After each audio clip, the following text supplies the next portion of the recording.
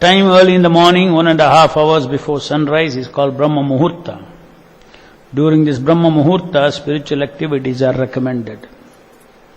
Spiritual activities performed early in the morning have a greater effect than in any other part of the day. Thus ends the Bhaktivedanta purport. So, Brahma saw his own reflection in water and admiring himself. And out of that reflection, he evolved Kimpurushas as well as Kinnaras. And this King Purushas and Kinnaras took possession of the shadowy form left by Brahma. That is why they and their spouses sing his praises by recounting his exploits at every day break. So the process of creation by Brahma, secondary creation Brahma, is continuing in different ways. How different kinds of living entities in this material world are given different kinds of bodies according to their past pending karma when the previous dissolution happened. And so whenever there is a dissolution, then all the jivas go into the body of Mahavishnu, but the vasanas, they remain there, and when the next creation happens, then Brahma's job is to give different kinds of bodies to different kinds of living entities. Just like we saw how the ghosts were given subtle bodies, no gross body. And Rakshasas, this way, and the Devas, Asuras, they were given appropriate kind of bodies according to their past karma. So, here it is said, Prabhupada is explaining the importance of Brahma Muhurta, where spiritual activities are recommended. Early morning, 1.5 hours before sunrise is Brahma Muhurta. So every day there is Brahma Muhurta. Every day that time is very conducive to self-realization. So that particular window of time, anybody who is interested in self-realization should never sleep during that 1.5 hours before sunrise. So that is the reason in Prabhupada, in our International Society for Krishna Consciousness, Prabhupada has given a lifestyle by which we are awake during that period. It is not that only Prabhupada expects only those who are initiated in the temple will follow that. Every disciple is expected to be awake during the Brahma Muhurta and engage in spiritual activities. For successful accomplishment of spiritual sadhana, one needs a right kind of a place of action. There are 5 factors for success of action. The first is the place of action. Place of action means initial condition before you start doing something. Then you do something, then you go towards some destination, accomplishment. Accomplishment is that. Initial stage and final stage. Just like initially, if you want to draw something on a canvas, the initial place of action is an empty canvas. You start from there, that is place of action. And then you move through endeavor, you are the doer, endeavor, senses, and finally, how much of your desire is to be sanctioned is decided by the destiny or super soul, and accordingly the accomplishment happens. You complete the picture, complete the painting on the canvas. But initially it is an empty canvas, starting point. So, the place of action. Now, every day we got a very favorable place of action in initial situation. And anybody who foolishly thinks that only I am the cause of everything, he is considered to be foolish. Krishna says in the Bhagavad Gita, he is foolish. When there are 5 factors of action, your accomplishment depends on 5 factors. It depends on 5, not one factor. It depends on 5 factors. So one of the factors is place of action.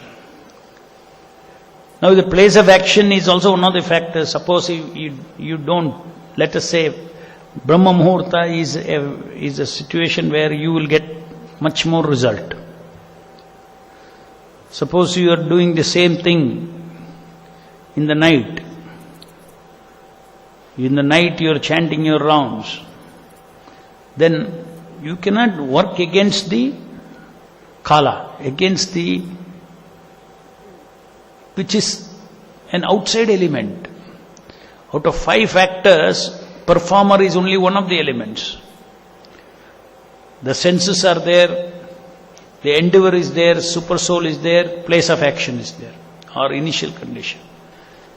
If your initial condition is, suppose you want to start a business, if your initial condition is 0, no money, no capital at all, then that will going to affect your business, whatever you are ready to do. You as a performer are ready to do so many things. But if the money is not there, then there is a limitation. So what is important to understand, not only Krishna says there are 5 factors of action, and next he says, anybody who thinks that there is only one, he alone is a creator of action, accomplishment. He alone is a cause of accomplishment, is foolish. So similarly, if we want to accomplish maximum spiritual benefit, then we have to choose certain kinds of environment in which we can do that, perform that sadhana, that endeavor, spiritual endeavors, sadhana, we can perform. The super soul also will be pleased that you are taking advantage of the nice situation. So the nice situation for sadhana is, one of the factors is the timing, the Brahma Muhurta. So like that there are so many things. One should have a sattvic way of life. Is something that is also a situation. Kind of place of action. Are you doing your sadhana from the sattvic platform? From the place of sattvic vibration? Or are you doing sadhana from the place of rajasic vibration? Or tamasic vibration? It depends upon the kind of place. That is why Prabhupada says, Brahma Muhurta, chant in the temple hall. Because there is a sattvic vibration, transcendental vibration, that atmosphere. So one has to, now if he has to accelerate the effect of his sadhana, then he has to take advantage of all these things. He has to take advantage of association of devotees, chanting with devotees, chanting in the temple hall, chanting during Brahma Muhurta. The 3 things are completely different from, if suppose you don't do these things, just sometime afternoon, evening, something you take your mala and you do japa. You are foolish. You are trying to work against. I am the only cause. Okay, if I am if I hear very clearly, I will be all right. My chanting will be same as morning. Yeah, it's a fact if you hear, but you cannot hear. That time you can definitely hear better in the morning than later.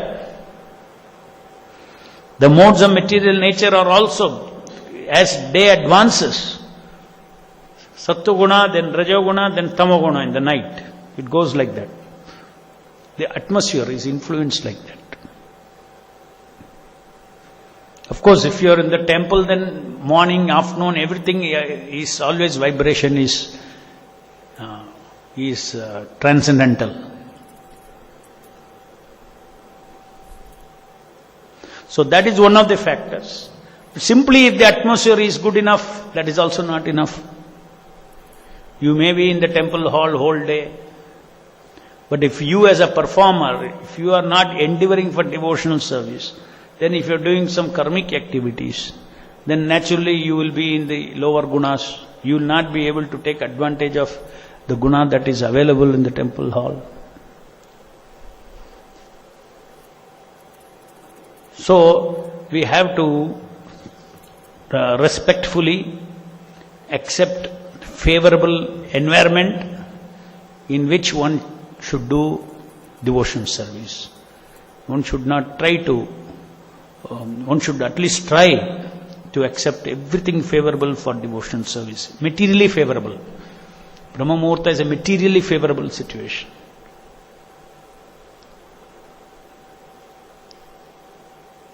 Nice, clean place is very favorable.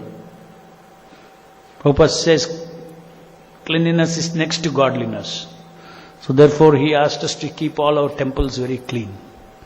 So all these things have great significance in order to produce or give maximum spiritual effect to those who come here, maximum spiritual effect for those who are practicing sadhana. It is a science. It is a science. You should take advantage of everything. Similarly, sattvic lifestyle is very important. If you don't eat prasadam, if you go on eating bhoga continuously, you will see that you will not be able to chant also. You don't know the value of prasadam. You don't know the value of the atmosphere. Why you are so easily chanting 16 rounds here? You think it's because of now I am the performer. I can chant 16 rounds. No, so many environment. You please go out and eat bhoga for 10 days, 15 days and then you start chanting. Your tongue will not move for 16 rounds. One time I had this I realized by one devotee. He was 15 years in the temple and philosophically he is very, very strong. Everything he knows very well philosophically. For some reason he left temple, he went home. Then I was in touch with him. And then after about 1 month, he was telling me that he's not, everything is reading, everything, he's not able to chant, he was saying. I said, why are you not chanting? You are so much your knowledge and everything, why are you not chanting? He joined with me in those days. Why are you not chanting? And then he said, even I do not know, I'm just figuring out why I am not able to chant. I don't feel like chanting, I'm not chanting. Philosophy he knows. On the phone, a lot of philosophy we are discussing also. So he's quite bright that way, but still he is not able to chant. Why is he not chanting? Like that 2-3 months both were discussing why he is not able to chant. Then one day, I asked him, what is it that, do you eat prasadam? Do you offer everything? He said, no, I cannot offer, my wife is, using onion, all these things. I cannot offer. Then I understood. So much philosophy he knew. He was not eating prasadam, holy name was not coming on that time. So there are so many factors for successful sadhana. So many factors. And all those things are very mercifully available in an ISKCON environment, temple environment that Prabhupada has given. So we should take advantage of all these things. Brahma Muhurta, temple hall, prasadam, all these things we should, association of devotees, seeing devotees. When you are chanting Hare Krishna in the temple hall, you are seeing so many devotees. You think I'm just seeing, but actually seeing has so much effect. What effect seeing has got? You go to railway station and go on seeing karmis, you will see what your consciousness will be after some time. So many faces you see. Wow, your consciousness will come down. But you see all other devotees also chanting Hare Krishna, serving the holy name.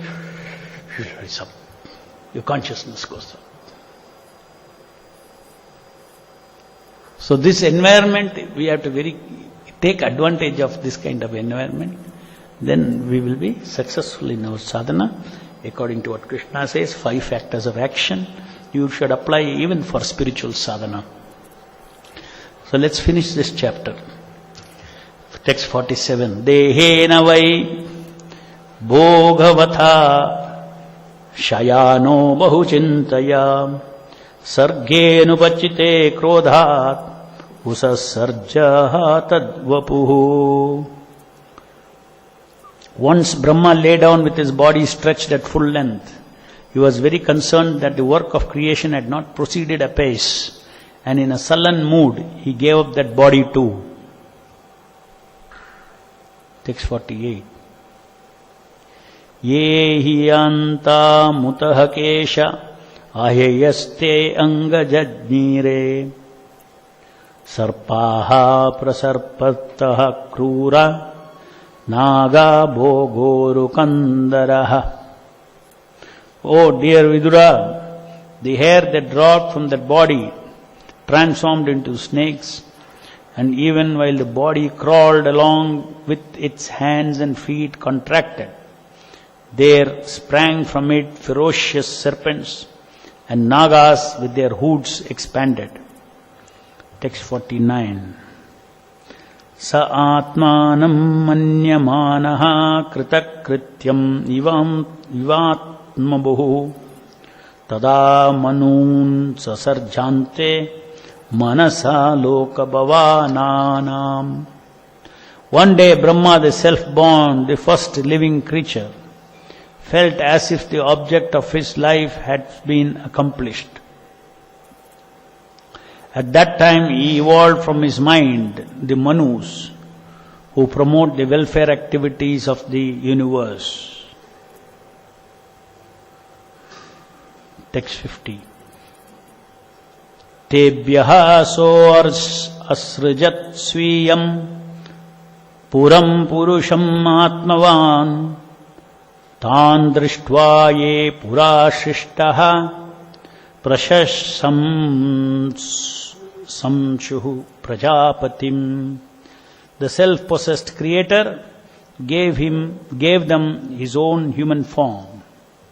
On seeing the Manus, those who have been created earlier, the demigods, Gandharvas and so on, applauded Brahma, the Lord of the universe.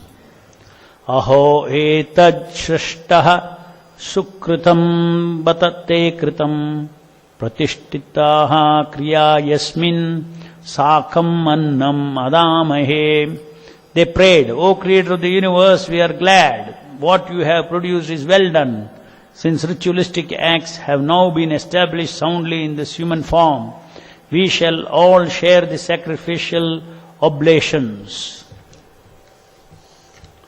Purport. The importance of sacrifice is also mentioned in Bhagavad Gita, Lord, 3rd chapter, verse 10. The Lord confirms there, that in the beginning of creation, Brahma created Manus along with the ritualistic sacrificial method and blessed them. Continue these sacrificial rites and you will be gradually elevated to your proper position of self-realization and will also enjoy material happiness. All the living entities created by Brahma are conditioned souls and are inclined to lord it over the material nature. Purpose of the sacrificial rituals is to revive gradually the spiritual realization of the living entities. That is the beginning of life within this universe. The sacrificial rituals, however, are intended to please the Supreme Lord. Unless one pleases the Supreme Lord or unless one is Krishna conscious, one cannot be happy either in the material enjoyment or in spiritual realization. Next two verses we'll do later. So,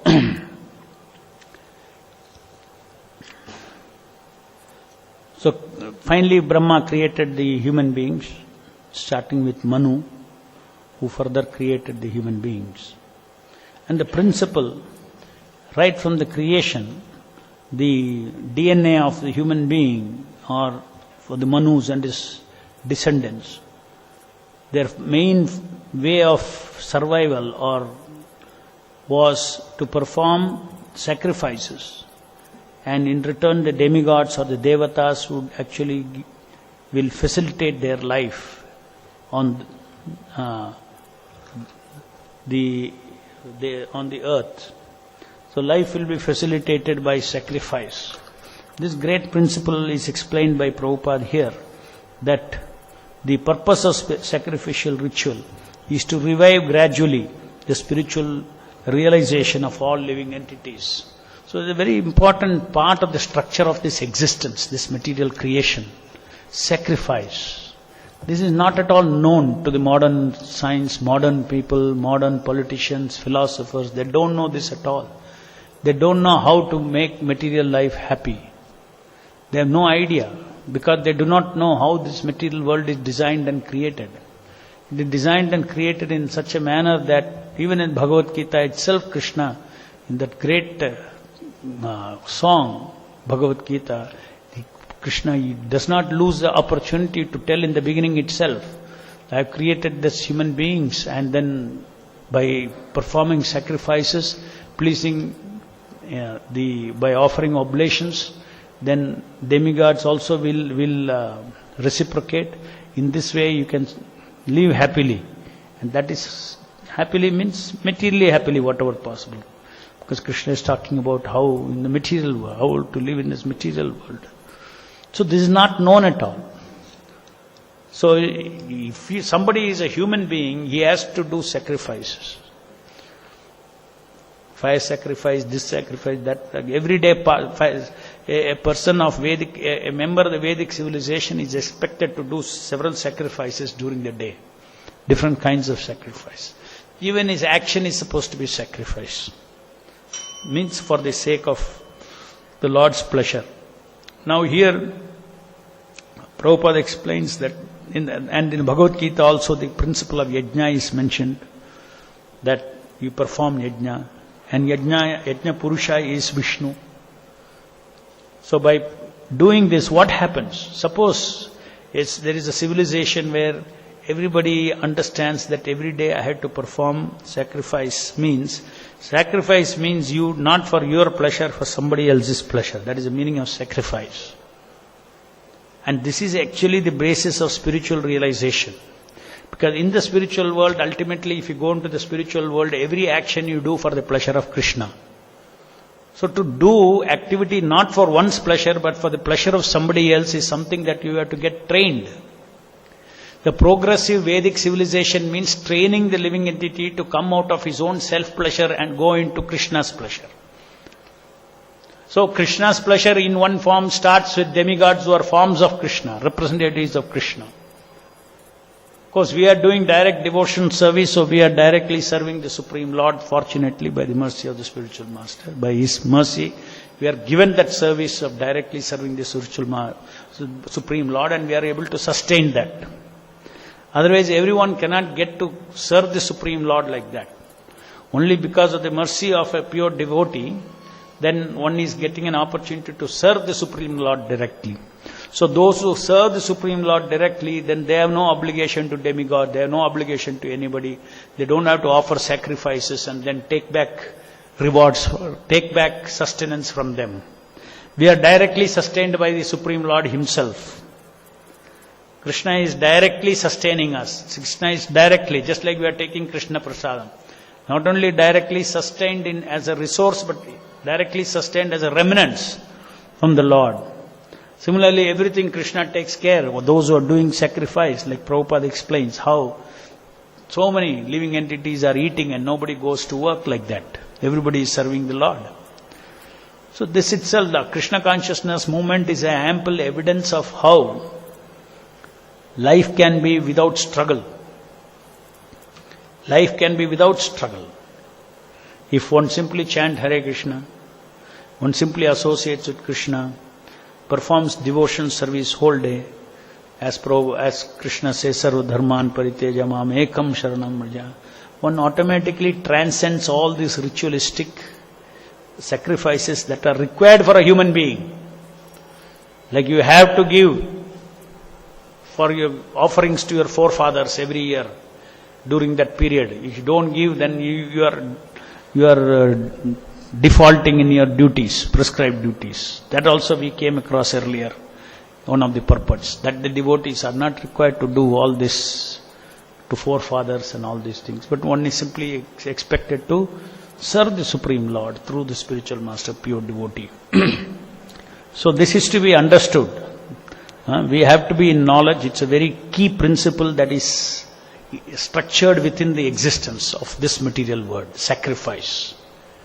A sacrifice to demigods is something better than sacrificing to. That's why Krishna says, don't disturb the demigod worshippers. Let them worship. They should worship the demigods even the devotees also, they have respect the demigods as a servant of Lord Vishnu. But since we already have spiritual master, pure devotee. The Shastra says that the pure devotee spiritual master is a sum total of all demigods. So by everyday worshipping Srila Prabhupada, you are worshipping all the devatas. That means all the sacrifices that you do in one Guru Puja, in 20 minutes you are finishing all devata worships, you are finishing. Nobody can equal you in following the instructions of the Vedic life. Everybody is done. By worshipping Prabhupada, we worship all the demigods. Any questions?